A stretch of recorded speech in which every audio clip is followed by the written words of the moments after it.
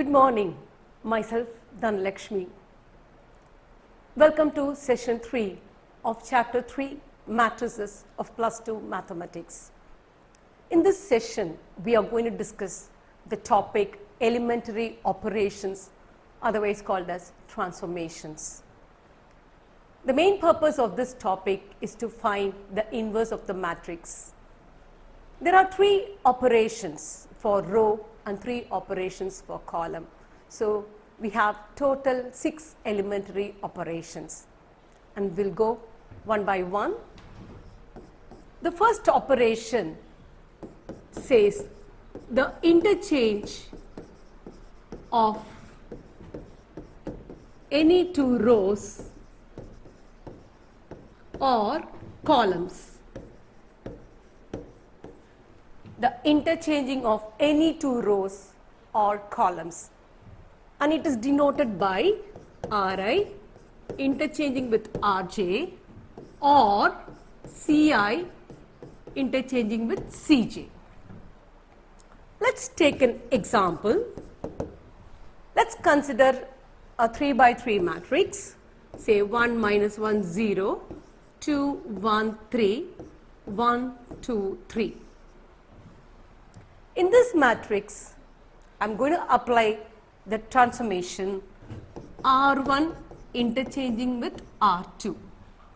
What does it mean? The first row becomes the second row, and the second row becomes the first row. So we can write this as the second row is written as the first row, and first row is written as the second row, third row as it is. So this is what we mean by saying interchanging of any 2 rows. Similarly,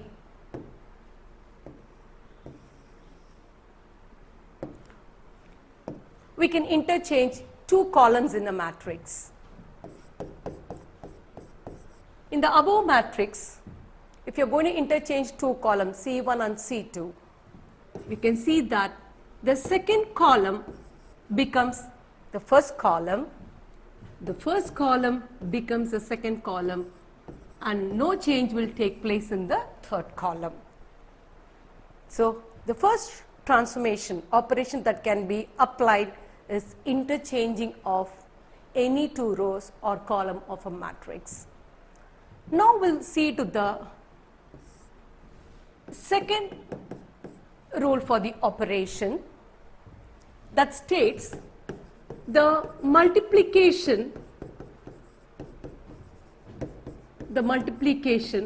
of the elements of a row or a column by a non-zero number.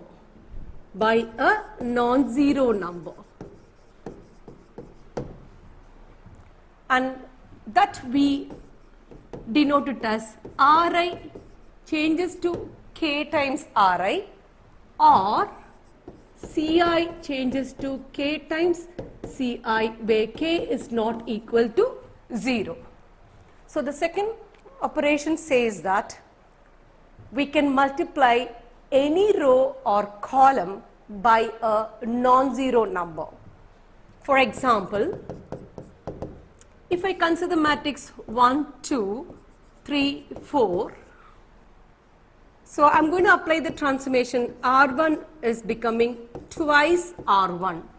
That means the first row is multiplied by 2.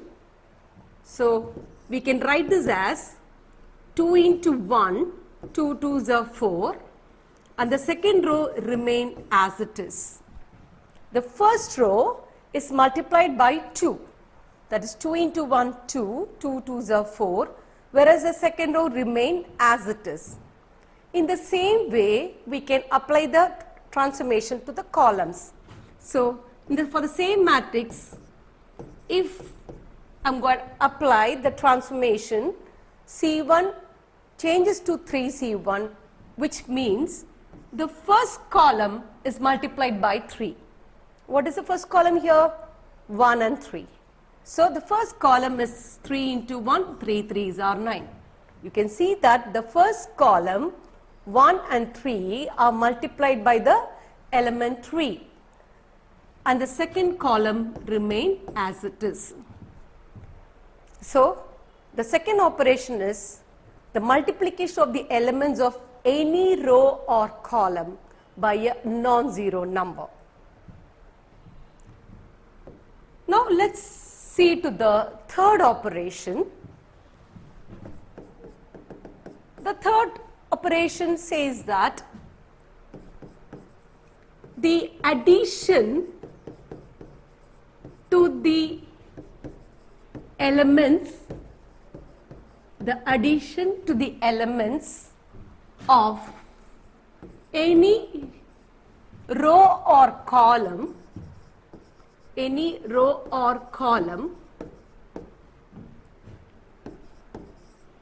by the corresponding elements of any other row or column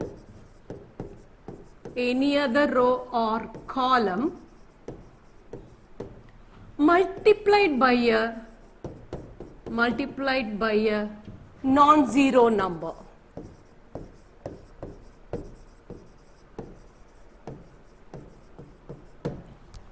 So again I'll repeat it. The addition to the elements of any row or column, the corresponding elements of any other row or column multiplied by a non-zero number. So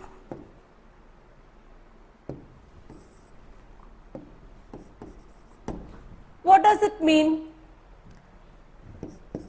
Ri can be transformed as, with Ri I can add the scalar times of another row, say k times Rj. K is a non-zero number. So to a row Ri, I am adding another row, say Rj, multiplied by a non-zero number. In the same way, for the column transformation, I can write this as the column Ci changes to Ci plus k times Cj. So we can see that Ri should start with Ri. The Ri should not be multiplied by any other number. The Ri should strictly start with Ri plus k times Rj, where k can take both positive values and negative values, but k is not equal to 0. So the third operation says that the addition to the elements of any row or column, the corresponding elements of any other row or column multiplied by a non-zero number. So we'll take an example for the operation 3. Let's consider the matrix.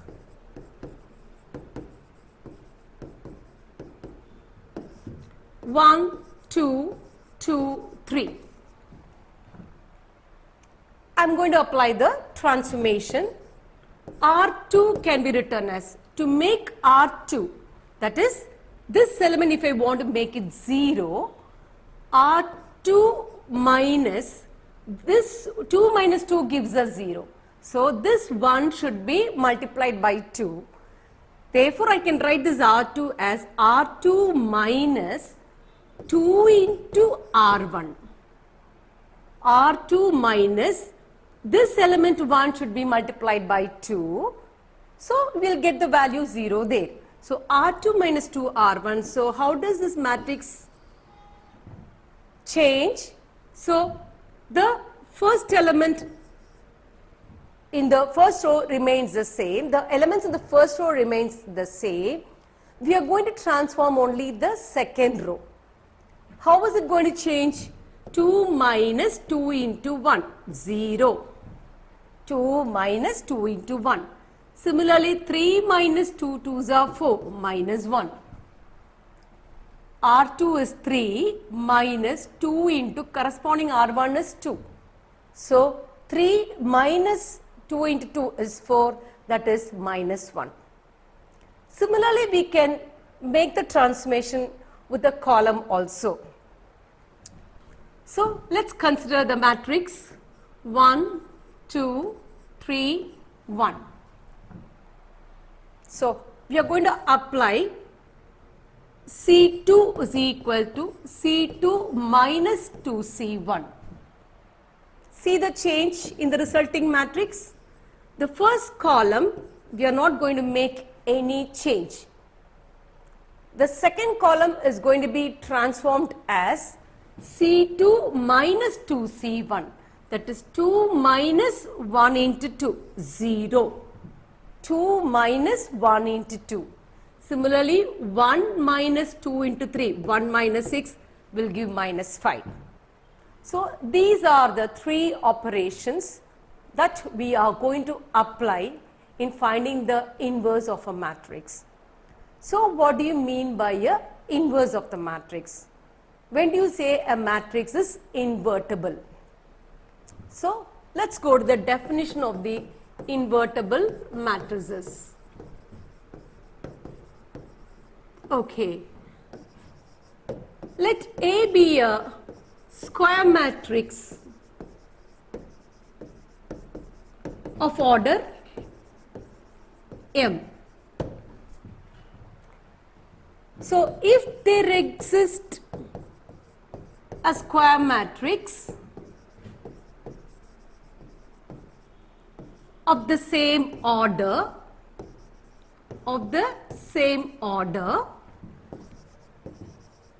such that A into B is equal to B into A is equal to I, then we say B is the inverse of the matrix.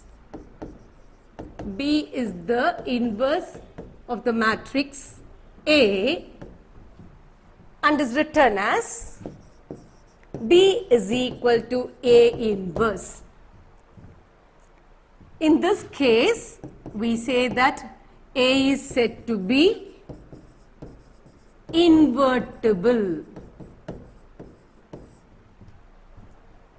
So, for a matrix A, it has to be a square matrix.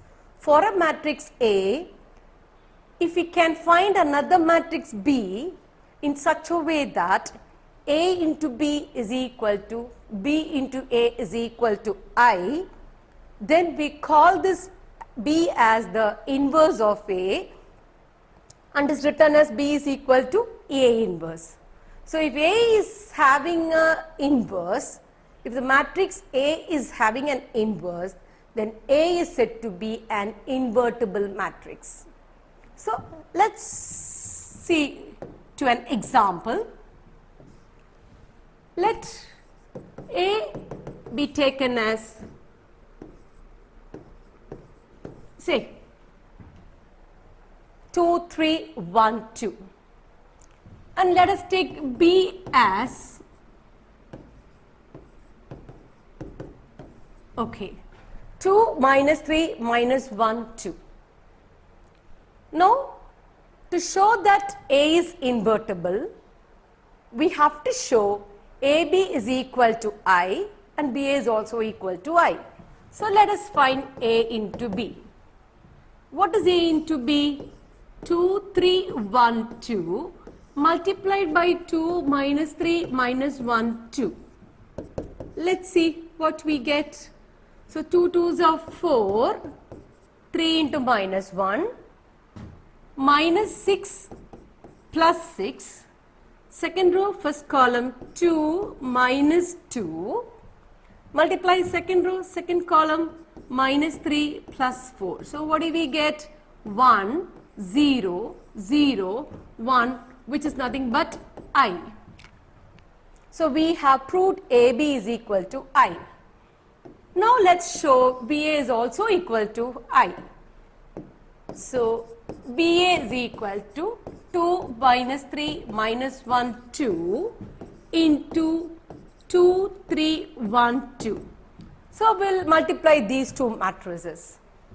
So what do you know? First row, first column. So 4 minus 3. First row, second column, 6 minus 6.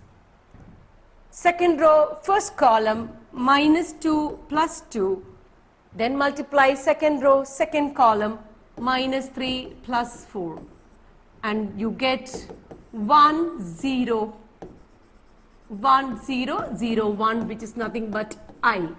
Therefore, we have proved AB is equal to BA is equal to I, which means A is the inverse of B, implies A is the inverse of B and B is the inverse of A. That is, B is A inverse and A is B inverse. So for an invertible matrix, it is a must that AB is equal to BA is equal to I. And we have to note one thing. For a matrix to have inverse, it is a must that it should be a square matrix. The rectangular matrices do not possess the inverse, because for AB and BA to be defined and to be equal, it is compulsory that A and B should be the square matrices of the same order.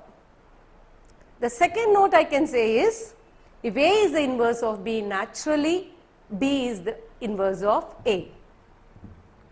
Also,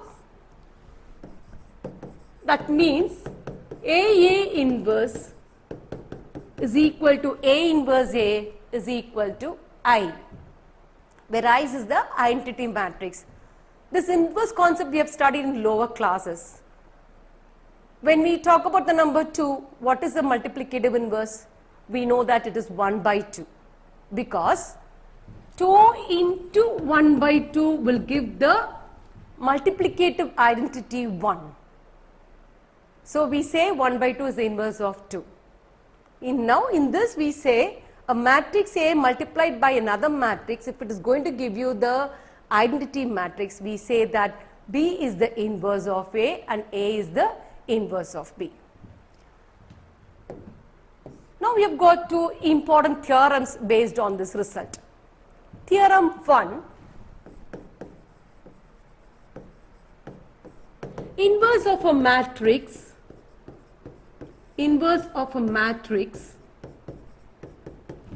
if it exists is unique. You cannot have two inverses for the same matrix. It is always unique. Let's prove it. Let A be a square matrix. Let A be a square matrix, say of order M. And let B and C be the two inverses of the matrix A. So we are supposed to prove that. What are we going to prove? This B is equal to C. B and C are one and the same. If B and C are going to be the two inverse of the matrix, we have to prove B is equal to C. So let's prove it. Since B is a square inverse matrix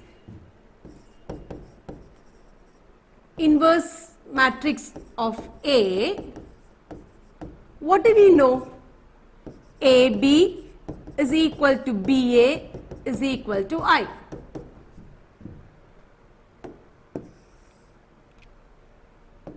Similarly, since is the inverse of the matrix A, what do we know? AC is equal to CA is equal to I by the above definition. It is given that B and C are the inverses of the matrix. So, if B is the inverse of the matrix, by the definition of the matrix, we know that AB is equal to BA is equal to I. If C is the inverse of the matrix, we know that AC is equal to CA is equal to I. Now, we have to prove B is equal to C. So, let's start from that. So, B, how can we write B? Any matrix multiplied by its identity gives back the same matrix. So, B can be written as B into I. Now, B into, in this I is also equal to, I can be replaced as AC. Now, I can group up BA, this I can write it as BA into C. What is BA from 1? It is I. So, that is equal to I into C. Again, any matrix multiplied by its identity gives back the same matrix. So, hence we have proved if B and C are the two inverses of the matrix A, then B should be equal to C. Those two matrices are one and the same. Next important theorem, a very important result. If A and B are invertible matrices, if an A and B are invertible matrices, then we have to prove AB inverse is equal to B inverse A inverse. If A and B are invertible matrices, then we have to prove AB the whole inverse is equal to B inverse A inverse. Of course, they should be of the same order. So, let's start the proof. We know that by the definition of the inverse, A into A inverse is equal to I. So, here I can write this as AB into AB inverse is equal to I. A matrix multiplied by inverse, it always gives us the identity matrix. Okay. So, let me pre-multiply by A inverse on both sides. So, A inverse AB into AB the whole inverse is equal to A inverse I. I am multiplying by, pre-multiplying by A inverse on both sides. This becomes A inverse A, I can combine B into AB the whole inverse is equal to A inverse I is equal to A inverse. And A inverse A is equal to I. So, I into B into AB inverse is equal to A inverse. So, here what is the reason? Since A inverse I is equal to A inverse, here since A inverse A is equal to I. Now, I into B, any matrix multiplied by its identity gives back the same matrix. So, we get I into B is B into AB inverse is equal to A inverse.